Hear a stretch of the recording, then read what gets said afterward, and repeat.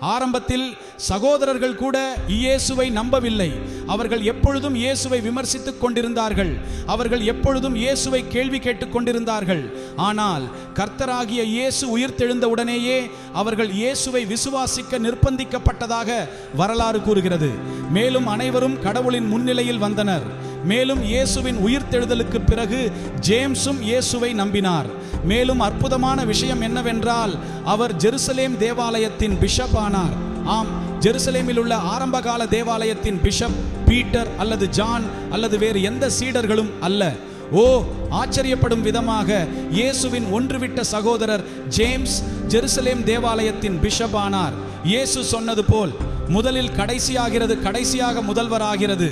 மேலும் தேவாலய வரலாறு கூறுகிறது, இந்த ஜேம்ஸின் மிக முக்கியமான குணங்களில் ஒன்று, அவர் ஜெபத்தின் மனிதராக இருந்தார். நிச்சயமாக முக்கிய குழு ஜேம்ஸும் ஜெபத்தின் மனிதராக இருந்தார்.